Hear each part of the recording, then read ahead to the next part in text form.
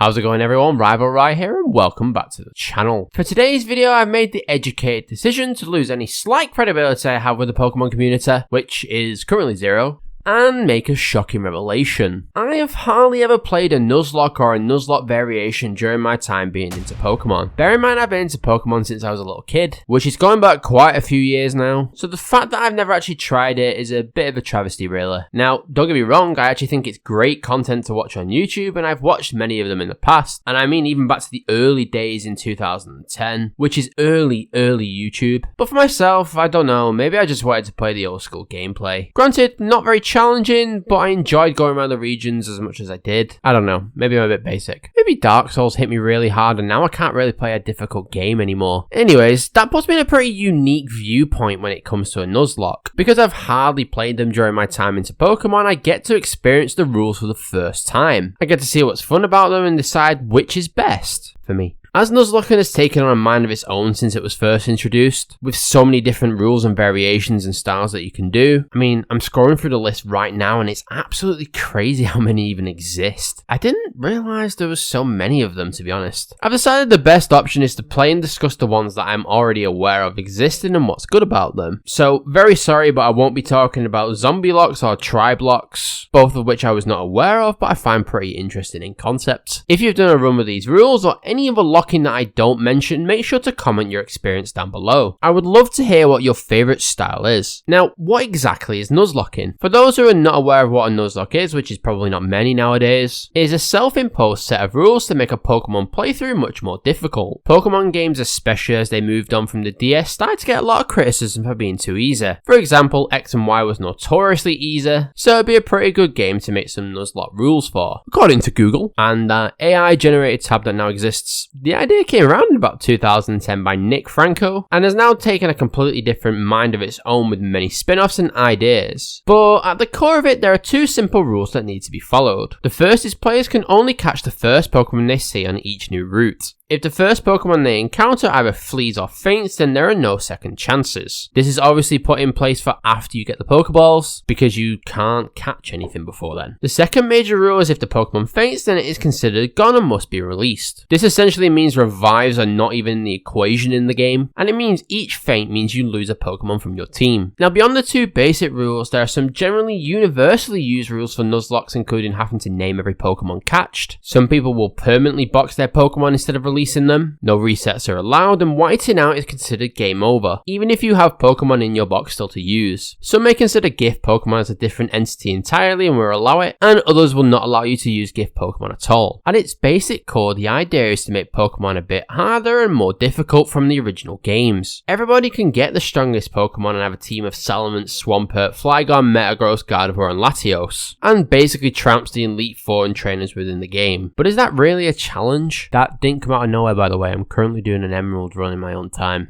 trying to deal with the battle frontier. Pokemon is very rarely going to make a game more difficult. There have been a few instances where they've made ideas or changes within the game that add a different difficulty or challenge, such as the battle frontier or challenge mode in Black and White 2. But Pokemon games will almost always have a 3 or a maximum of a 7 age rating in the UK, which would be an E in America. They therefore need to be completed by a much younger audience. So even if there's a little challenge, there can't be too much of it. So that's why Nuzlocks need to exist in a sense, and also why this idea has become so popular. But naturally, as time has gone on, the basic core rules are a useful addition to playing Pokemon in a different way, but because they've been around for so long, it started to become easier and easier. So naturally, new ideas had to be thought of in order to make a playthrough more difficult again, essentially creating the Lock spin-offs. And as we've already said, there's a lot to go through. The first one that definitely has to be mentioned is a hardcore Nuzlocke. This keeps the standard rules of a Nuzlocke, but adds additional rules in order to make it much more of a challenge. Of course, everyone's rules can vary a little, but the standard ones you will find in a hardcore Nuzlocke are: players' Pokemon cannot be past the level of the next boss's highest Pokemon level. This will usually include things like gym leaders in the Elite Four, or you could expand upon that if you want. I'll give you a specific one that could be a bit more difficult for you, for example. If you decide to do a hardcore Nuzlocke that doesn't allow you to get gift Pokemon, and you come to the first gym battle in Generation 5 from Black and White, your starter will automatically automatically be against something it's weak against. Now, if you could overlevel a bit, that wouldn't be too much of an issue, but if you're kept at the same level, you're going to lose your starter if you face the elemental monkey, while blocking yourself from getting your own elemental monkey. Another rule is not using items in battle. Held items can be used, but no items from the bag can be except Pokeballs. Again, going back to the Generation 5 battle, this really changes strategies in the plan you have. Your first idea to get past the gym leader would potentially be to overlevel, but you can't do that. So instead, what if you went to go get the gift Pokemon that helps you out, but your rules stop you from doing that? Okay then, what if I rely on items in battle? Things like X attacks. But wait, your rules stop you from doing that as well. But say it's going well, but your Pokemon are low on health. Well, if you just use a potion, you might be able to get through it. But wait, your rules stop you from doing that as well. And now all of a sudden you have a lot of these constraints in place that really make the game a bit more difficult. Can you get through it? Of course. And for people who regularly play Nuzlocke, that'll be an instance that they can instantly get around. And I'm sure someone is typing right now and saying, but RivalRyyyy, that's a really easy battle in hardcore Nuzlocke. Yeah, sure, but it highlights how once you start to put a few rules in place, you have to think outside of the box to get through a problem. It can't be just the most simplest method to do it. Also, while it's not a standard rule, players will generally play on set mode during a hardcore Nuzlocke. The set mode also really limits your switching ability. If you knew a certain Pokemon was coming into battle next, you might switch out from your current one to a more favourable battle. But this isn't an option for you now, and it could lead to you losing a Pokemon with the wrong move. Now, I've used one particular instance just to highlight the barriers that could come up, but you gotta think with a hardcore Nuzlocke, this has to be constant now throughout the rest of the game. You have to think every move ahead, because if you don't, you will lose a Pokemon in a random spot, and it will really put you in a problematic situation. Now, the one Nuzlocke that's always really confused me and I never understood was the Wedlocke. Like, why is it even called a Wedlocke? Well, it makes sense when you hear the rules. As with every lock, the standard list of rules apply, but the additional twist is Pokemon are paired together as a team. If you have an unpaired Pokemon in your party, only wild encounters of the opposite gender count as one. For example, if you picked Trico and Ruby and it was a male, no encounter counts until you see a female Pokemon in the wild. Once you capture a Pokemon, they are paired together as a couple per se. If you switch Pokemon in battle, you can only switch to the partner Pokemon alone, essentially creating 3 separate teams within your party of 6. If one of your party is then knocked out and gone under the standard Nuzlocke rules, the partner Pokemon must avenge its fallen partner or go trying. If both are knocked out, then you move on to the next couple with that particular couple being lost, so on and so forth. If all Pokemon in your party are paired, then standard Nuzlocke rules apply without the need for a particular gender encounter. If one pair loses its partner, then it either has to be paired with a Pokemon from the box, or fight alone until it's paired with a new wild Pokemon. Under the traditional rules, genderless Pokemon are unusable, so most legendaries are off limits, but you can also adjust your rules in terms of gender as you prefer. So if it's a male or female, or you want to use genderless Pokemon, that's completely up to you, but the rule has to be followed consistently throughout it without any changes. There are also additional variations on this rule, including the Romeo and Juliet rule, where it essentially means a Pokemon must go down with its partner, and you also have the double date rule depending on if you want to increase the difficulty of the Wedlocke. I actually think Wedlocks are a pretty good mode to teach you out of some bad habits in general playing. Pairings matter, and I mean they really matter. For example, while playing through Pokemon Ruby, I had the Trico line, which is a grass type, and its coupled partner was the Seedot line, which is also a grass type. If I were to run into a problematic situation and face a flying type or a fire type, for example, no matter if I switch there, I'm in a problematic situation. And if it's at the right level, there's a good chance I'm going to be wiped out. But if Trico is paired with something that covers its weaknesses, then you're in business. The wrong pairing might lead to you losing an entire pair very quickly, meaning you might lose a very strong Pokemon. I'd say of all the Nuzlockes that I tried, I felt like I learned the most from a Wedlocke, because it can very quickly go wrong if you don't plan ahead and get out with some bad habits, which I most certainly have sometimes. Now, gym leader fan games are pretty fun. I like the idea of playing as a gym leader because it makes you really appreciate a particular type if you didn't already, or it allows you to use your favourite one. So our main series Pokemon run of only one type is a great idea, hence the Monolocke was created. The idea of a Monolocke, or the gym leader challenge, is to use one typing to beat the game. It allows you to use dual typing, which which is great, and also allows you to use the pre-evolutions of a Pokemon that will eventually become that type. So if you were doing a dragon type Monolocke, you could use Horsea or Seadra because Kingdra is a dragon type at the end. When you start the game and assign your particular type in, if your starter is not of said type, it has to be boxed as soon as possible once a Pokemon of said typing for the challenge has been obtained and trained to at least level 5. If you're using a Pokemon that Mega Evolves and the game's constraints allow you to do so, that Pokemon is okay to use, provided it Mega Evolves as soon as possible when called into battle. So Sceptile could be used for a Dragon Monotype, provided in that generation it can actually Mega Evolve and does so at the first opportunity. Pokemon can't be used that are caught beyond the Elite Four. I think Monolockes are great at teaching what games to actually run with. Some games are much more difficult than others due to the variety of Pokemon that are within the games. Dark types in a Fire Red / Leaf Green run is not possible, especially considering rules don't allow cheating, because you can't actually catch any of those Pokemon from that particular type in the game at that stage until you get to the post game. Every typing has its own difficulty, and some are much easier. If you wanted to start one, a good idea is to do a Water type Monolocke. Water types appear the most in the game and have the most available Pokemon. If you want to create a further challenge as time goes on, you can start to experiment with other typings to try and make a bigger challenge for yourself. Now, they're all pretty fun options, but if you want to have a completely random run of hijinks, a Wonderlocke is where you should go. Again, as with everything, standard rules apply, with the additional rule being every Pokemon in your team has to be part of a Wonder Trade within the game. If that Pokemon has already been Wonder Traded and you already have it, you can Wonder Trade again in order to get a different one. Of course, an important criteria about this run is that you can only do it where Wonder Trade is available as a feature. This was originally open to generations 6, 7, 8 and 9, but due to the shutdown of the 3DS in 2024, both Gen 6 and 7 have this option removed, which unfortunately does limit the games you may do this on, unfortunately. Of every lot that you can do, I feel the Wonderlocke gives you the most unpredictability, and has so many random elements in it. Whilst in Nuzlocke you're at the mercy of the games giving you your 1% encounter on a particular route, at least you know the Pokemon available on that route. You might avoid that route, go somewhere else to catch a Pokemon that has a high encounter rate, come back so that the only encounter available is your 1%, so you can at least plan a bit. In a Wonderlocke, you have no idea what you're going to get. You may trade and find yourself with a team of Weedle, Caterpie, Bidoof, Wooper, Ledian and Sunflora, or similarly you could end up with a team of 6 different starter variants. Obviously you would prefer the former over the latter, because it's much stronger when you have a Caterpie and Bidoof on your side, but you can't really predict what you're going to get, and that's what makes a Wonderlocke so much fun. Now there are other multiple locks that exist and the possibilities are quite endless. To mention a few others that I also find interesting, we have the genlocke, which runs over multiple games using the surviving team from the previous generation in the next generation. When a run is complete, the Pokemon are transferred over via eggs, potentially sending them to the next game, or editing a file if you're doing things that are not approved by Nintendo and very bad. This is essentially a long form version of a Nuzlocke, as it's not just one particular game. It's instead many to complete, and gives you some appreciation for some Pokemon you may have not used previously, as you use them to beat generations 4, 5 and 6. A route lock. This actually flips and suspends the standard Nuzlocke rule of capturing only one Pokemon in a new route or area, and instead means you can only catch Pokemon from one particular area. A Draftlocke. This is done with multiple players. Each player takes turns in picking types for their run, with their starter being classified as their first type. Now you can do this draft however you like, be it fixed or a lottery, but the end goal is to have a particular type for yourself, and you can't use the other ones whilst doing a standard Nuzlocke run. As a big fan of sports, a Draftlocke sounds pretty fun to me, so if there's anyone out there who would like to do one, let me know in the comments. Now that's just a brief few, there's loads more that exist. I've already mentioned the Triblock and the Zombielock, but there's so many because the Pokemon fanbase is so creative. It's actually very impressive to see the levels that Pokemon fans have gone to make their own rules to make a game more difficult. So make sure to check out all the different types and ideas, of which I've listed a load on screen, and comment down below your favourite Nuzlocke if I've not discussed it in depth. Now the question you are here for is, what is the best Nuzlocke to do? Well, I have two answers for you. I'll give you my own personal opinion, and I'll also give you a general one. For me, the best Nuzlocke I did was the Wonderlocke. It's pretty random and all over the place, but for me personally, that's the fun part of it. You could Wonder Trade into really awesome Pokemon like Caterpie, or you could Wonder Trade into a Salamence. You don't know what is around the corner, and that's what personally interests me. I'm honestly not too fussed about adding additional challenge in a general playthrough of Pokemon, because what I'm looking for in my own time is not massive amounts of increased difficulty, and that's why the best Nuzlocke to to do in general is what fits what you're looking for. Are you looking for a challenge? Start with a standard Nuzlocke. Is a standard one too easy? Well, go for a hardcore one instead. If that one is too easy for you, why not combine some of the rules together and do a hardcore Wedlocke? Or better yet, do a hardcore route Wedlocke, combining loads of rules together. Do you want to do a run with friends that provide some challenge? Try a Draftlocke. Like me, do you enjoy the random moments that you can't predict? Maybe a Wonderlocke suits what you want to do. The benefit of Nuzlocking is that the rules are set by you and you alone. So you can set the rules as you want to add much more difficulty or fun quirks to make a playthrough that suits what you're looking for in Pokemon. I made a video a long while ago talking about fan games in Pokemon and why they're so important. The main games continue to skyrocket in sales, the side games generally do well, the merch is so big you can hardly go to a shop without seeing Pokemon merch. So why would they risk their brand to experiment on doing a game where you can steal others' Pokemon? You should go back and watch that video to see how bad my editing was, but essentially because of Pokemon's age range, there are gaps in the market that Pokemon will never be able to fill. You may want them to, and that's fine, but Pokemon is aimed at a young audience and has an age rating that fits that particular criteria. As such, it's unable to do things you may want it to, and think it should.